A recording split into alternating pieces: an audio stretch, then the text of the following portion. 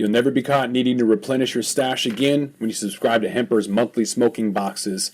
Hemper's hands down the best place to stock up on your smoking supplies no matter the occasion. Curated with innovative and hand-selected products to ensure you're getting the absolute highest quality accessories for your smoking experience. Hemper's monthly smoking subscription service provides $100 plus in value for only $40. There's also the convenient options to receive every month, quarterly, semi-annually, or annually. And right now, use promo code HEDGE10 to get started and receive 10% off Hemper's box or the XL box at Hemper.com. Lifted Drinks. Join the party, skip the hangover. Created by hemp and cannabis lovers, Lifted is an amazing, tasty, non-alcoholic beverage created to improve any evening in or weekend out. Lifted is 100% hemp cannabis, 100% consistent, 100% of the time. We could ship anywhere in the U.S. Just add ice or mix it with your favorite beverage. Check them out at lifteddrinks.com. That's LYFTED drinks.com. Enter in radio to get a 20% discount at checkout. You must be 21 or over to join the party and skip the hangover.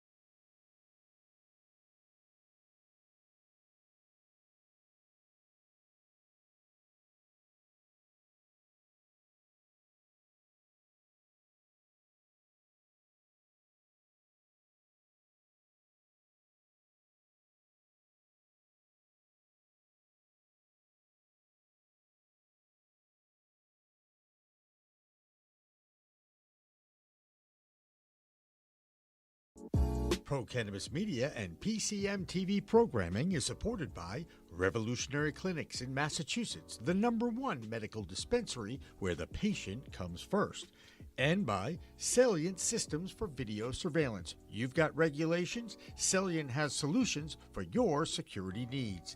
And by Accounting Buds, your #1 accounting solution for the cannabis industry.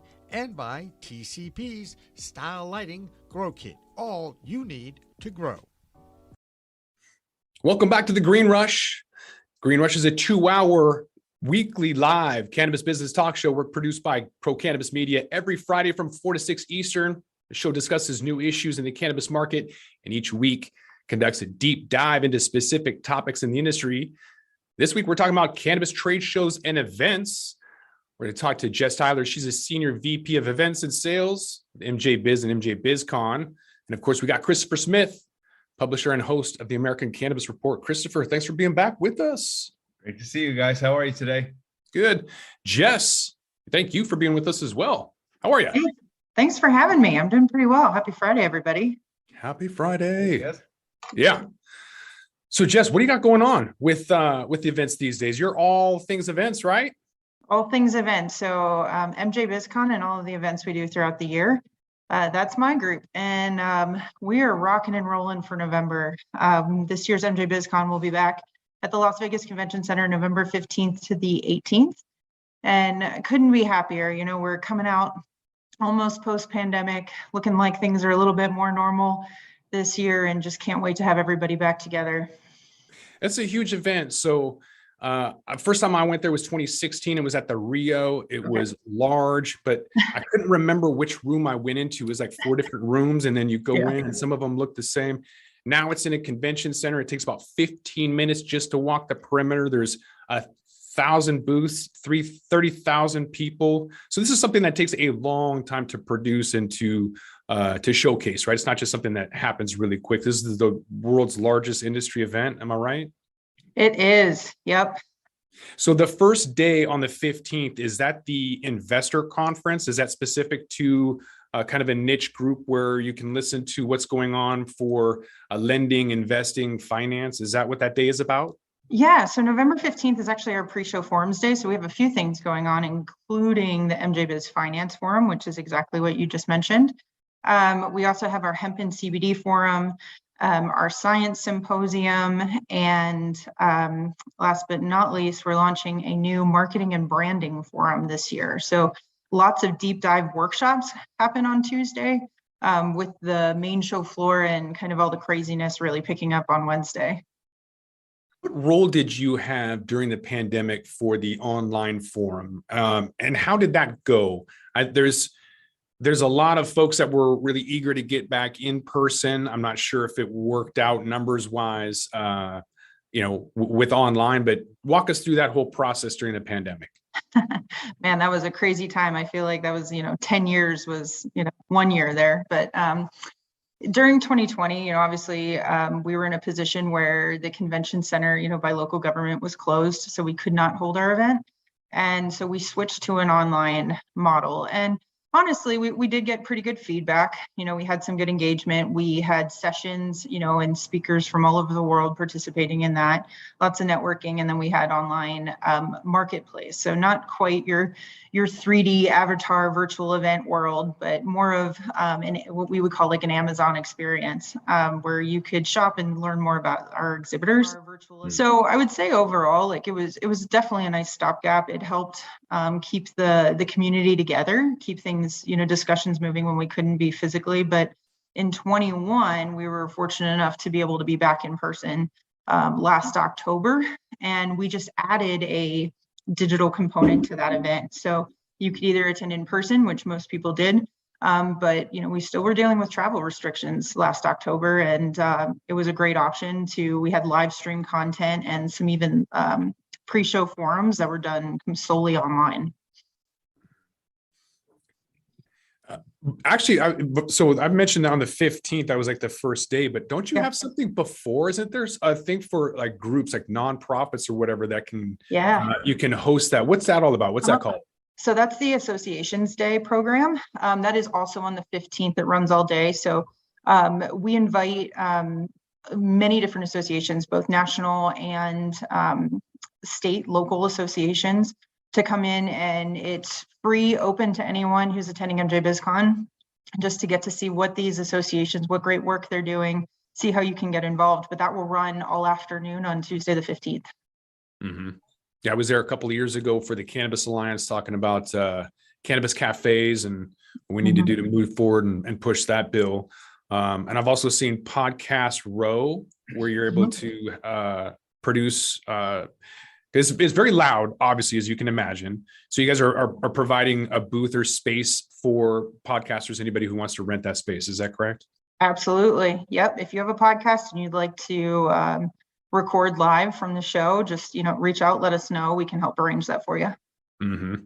The reason I kind of like going to the event every year is to basically get a gauge of where the industry is going. There's a lot of regional events that people really enjoy, but I think as a national or even global event, this is the one you kind of want to go and set 4 to 6 hours to try and see every booth if you can, to get a gauge on where the industry is at or where it was or where it's going. Because the people that are there are kind of giving you, I guess, an idea or foresight into the industry. There's still a lot of LEDs and dirt and traditional companies, but the ones that kind of give you that insight as to where the industry is going, they're there as well. So I've seen a lot of really interesting stuff. Christopher, have you gone? Have you had a chance to check out MJBizCon? Absolutely. I think as far as I've known, ever since I've been involved in the industry, it's sort of the one industry event that people pick first, and then when they're doing their yearly planning, they pick, BizCon is a absolutely, and then all the rest of them are optional after that. So that's kind of where it's BizCon and then kind of everywhere else. I think that one of the great things too is that everyone comes to it. So if you have clients or people partners that you're working with in any part of the country or the world, really, they're likely to be there anyway. So it's a really great, convenient, efficient way to get together. You see people you haven't seen for a while, you see old friends, and it's a great environment, really great environment. Fantastic. I can't tell you how much that fills my soul to hear you say that, but we do look at it as like it's a big responsibility. We're just here trying to, make connections for people, give them that forum to, grow their businesses. And so everything we do and everything new that we launch every year is trying to keep up with that and listening to feedback that we get so that it continues to be useful for everybody to be there. So, but I'm glad to hear that you find it beneficial. That's awesome. Oh, it's fantastic. It's fantastic. I'm very curious, Jess, if you don't mind, I ask. So you talked about the marketing day, let's say, or whatever, on that first day, and that's a new entry or a new thing that you're doing. So I'm a marketing consultant, so I'm very interested in this kind of thing, and people in my industry are going to wonder, how do I get involved? Are there sort of breakout sessions like there are in the regular conference? And if so, what kind of topics are you looking for people to cover? What are the, perhaps maybe even what are some of the hot topics that are coming up? Yeah, this came from just tons of feedback that we're getting. And it's a really interesting thing, a little anecdote before I get into that. But a couple of years ago, like we had our first marketing and branding session. I would say this is probably 2018. And I have to say, like, the attendance was pretty light in the room. And then we did it in 19 and it was packed. 21 did it again, and we did multiple sessions, all standing room only. So like you can see the shift that's happening in the industry. We're now like, cannabis leaders, we need to focus on what is our brand? How are we positioning in the market? And then the next step of that is, how am I going to do that when I am, so hamstrung by all of these regulations? So what we're trying to do is put together a full day program. So it's, we're working out the exact details right now, and our call for speakers is currently open. So if anybody's interested, but what we're trying to do is really create that, like, what things should you be thinking about as you're building your brand? How are you managing your brand? And then how are you amplifying your brand? How are you marketing and advertising? So I think it's going to be a really great program. You should definitely check it out. Oh, I will. Don't you worry. I will be there. What's going to be some of the themes coming up? It's 3 days, right? So there's several opportunities people can come in, and there's actually a lot of people who don't even come in. They use this as an opportunity to come in from all over the country, all over the world. And there's a lot of people out front, probably a couple hundred people that just congregate right out in front, as well as just in their suites and make appointments all the time. But for those who are able to make it into the seminars and listen, what are going to be some of the themes during that 3-day conference? Gosh, yeah, that's a great question. There's a lot for sure. I would say the big things front of mind are, how are we preparing for some form of legalization? We're still seeing, a lot of different states will have initiatives on their ballots this year. So we're a week or two after the election. It's going to be a hot and heavy topic for sure that's going to run throughout the event. As we were mentioning before, marketing and branding and really building your brand. I see that being huge. Supply chain issues. We are starting to hear some of that from some of our close, friends in the industry, that this is affecting people. So how are we, coming out of the pandemic? For some folks, you've had a massively successful couple of years, with being deemed an essential business. And for others, now all of a sudden we're having these supply chain shortages, and it's definitely impacting your business. So what are you going to be doing? How are you going to navigate that? Those are just a few of the things. I think innovation will continue. That's something that is a central theme throughout. What's the new next thing on the horizon? For example, we will be covering psychedelics. I do know that that's, a topic that a lot of cannabis entrepreneurs are really interested in getting into. So we will be having some things on that too. Interesting. Anything with the after parties? And I noticed last year, I don't think there was an official after party for MJBiz. A little too early, maybe with the pandemic and whatnot. There is some push for consumption lounges in Vegas, in Nevada. Do you foresee having an after party that's sponsored with a consumption lounge? That is a great question. We've been talking to a lot of folks on the ground in Clark County about how this consumption lounges are going to roll out and how we can help support them and bring it in as part of the conference. So there'll be more to come on that. I know that committee is meeting again in June in Clark County, so we'll probably hear more over the summer. But that's currently something that is front of mind, but not officially in stone yet. Right. You got to have some regulatory hurdles on that. Yeah. She said stone, dude. I heard just recently, or just even it may have been this morning or yesterday, came out a different conference has offered. It may be a medical conference, but the news bit was that they were going to allow consumption for patients. And that was a very hot topic. So, I mean, that's a whole different sort of category of people, not just people who just kind of want to get high, but people who need it for whatever their condition are. So, condition is. So, perhaps that's a way to go about this. Yeah. So, there's the other piece of this, which we have great partners in the Las Vegas Convention and Visitors Authority who run the convention center. And it's something that we've been talking to them regularly. And since we've been in the convention center, which was our first year there was 2017, currently cannabis products are not permitted for use, THC specifically, in the convention center. But, we're hoping that one day that'll change. And what about having actual product at booths, or whether it's for sale or for trade or for promotion, or how? I know that's been a topic as well. Where are we on that now? Yeah, it's about the same. Those policies come out of the LVCVA, and everyone's being very mindful about it. It's not that there's a lack of interest.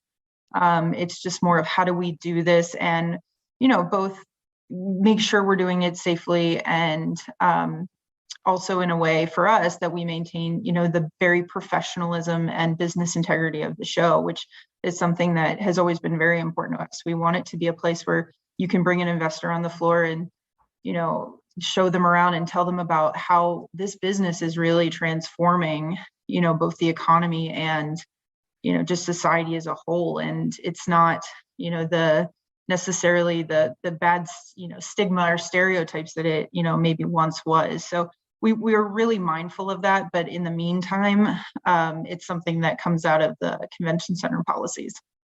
Yeah.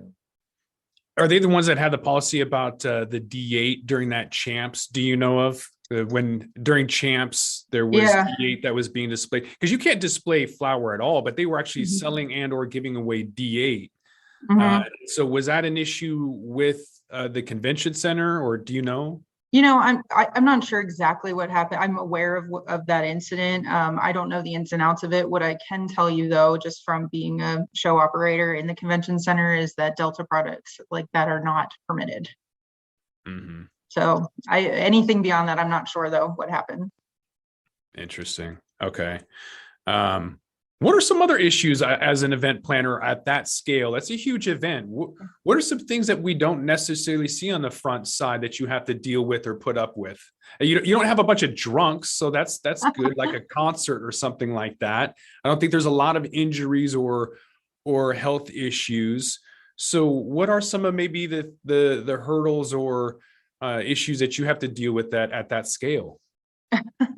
It's a great question.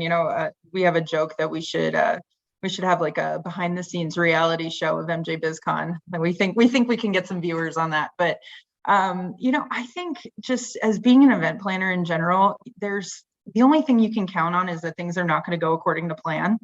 So there's just being very like agile or nimble, because things could change really quickly.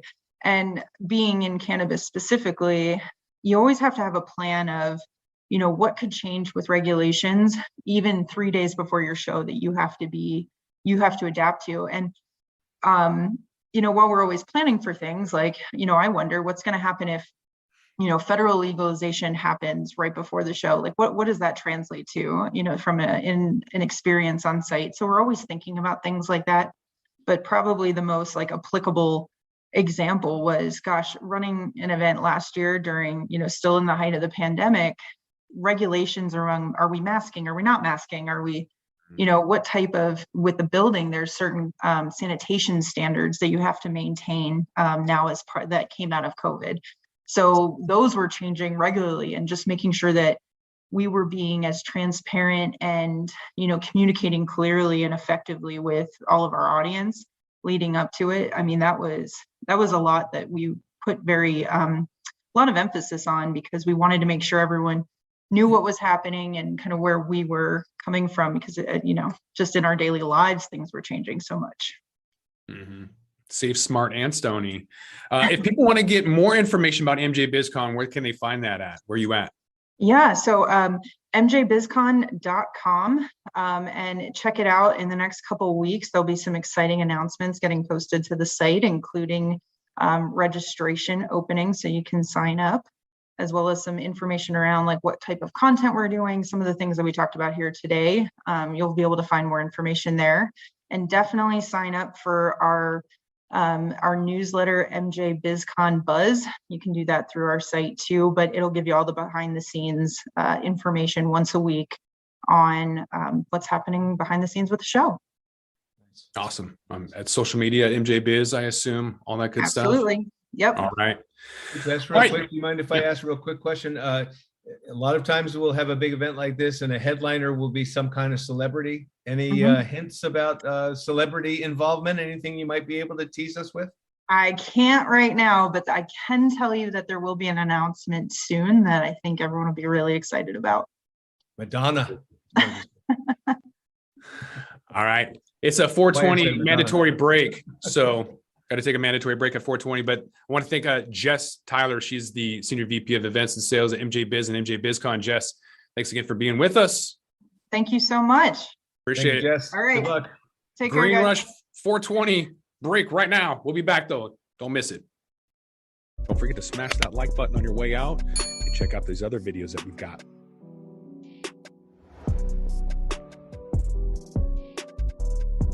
Hi, my name's Kate, and I'm your host of the Pop Moms Podcast.